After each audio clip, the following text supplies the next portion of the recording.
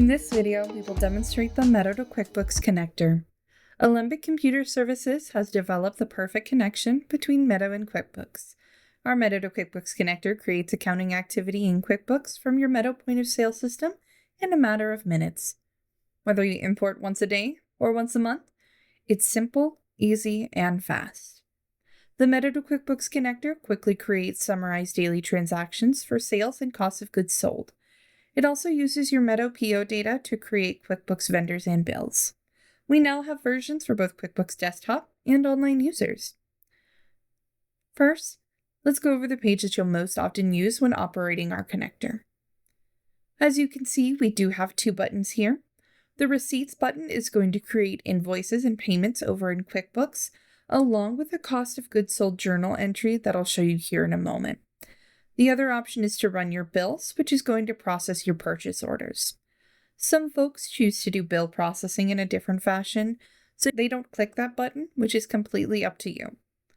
When you go to run the connector, you can choose to either run one of the buttons at a time, or you can select the box down at the bottom and process both buttons at the same time. For this demo, I'll showcase selecting both options.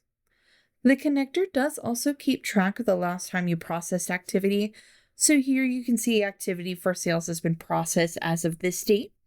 This allows you to import activity on a day-by-day basis, a week-by-week basis, or a month-by-month basis.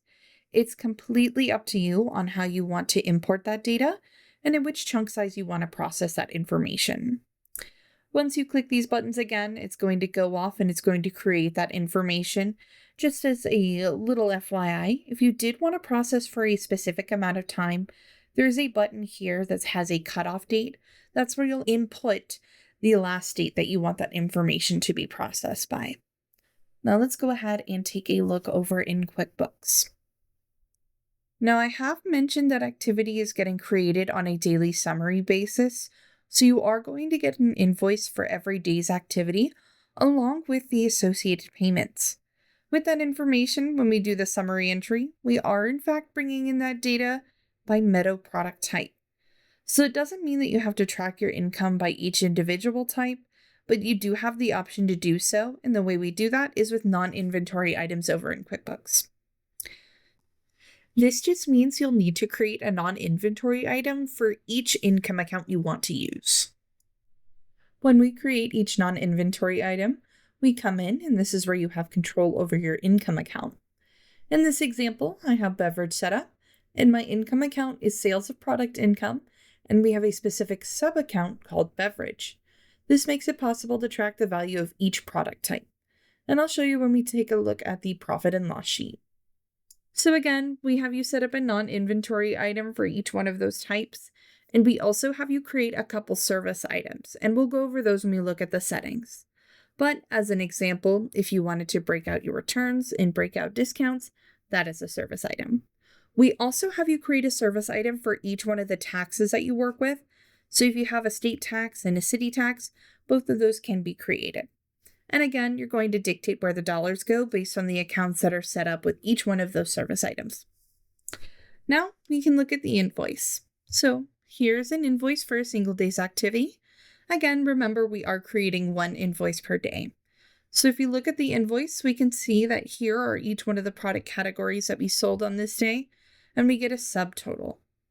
I happen to have my option set up in the connector to separate out my discounts and my returns, which we see here below the subtotal. For our separate taxes that are being processed here at the dispensary, and those are identified here. And again, those dollars are isolated by setting up the GL count at the item level. Here we see our total for the day, and here we see the payments that are created that are associated with this invoice for this day. You can also see the associated accounts these funds are being sent to. This is how sales activity is brought in. The other transaction that's created at the same time is the invoice, and the payments is the cost of goods sold journal entry. Here we can see that we're hitting the cost of goods sold, and it's a sub-account that we're hitting. We've created a sub-account for each one of the item types over in Meadow, and so we're hitting that pre-roll account. And we also have our inventory asset account, which shows you do not need to break it up by each type. So here we're reducing the asset account and we're increasing our cost of goods sold sub account. We do have a lot of folks that won't break out their inventory assets, but they do like breaking apart their cost of goods sold so they can see that over on their profit and loss by category. So those are the 3 transactions that are created when we hit that receipts button over in the connector. The last bit that is created are the vendor bills, and we do get 1 bill per purchase order. We're not doing a summary, 1 bill for multiple purchase orders. This is a 1-to-1 relationship there. But I do want to point out that we are doing it at a summary level for the product type.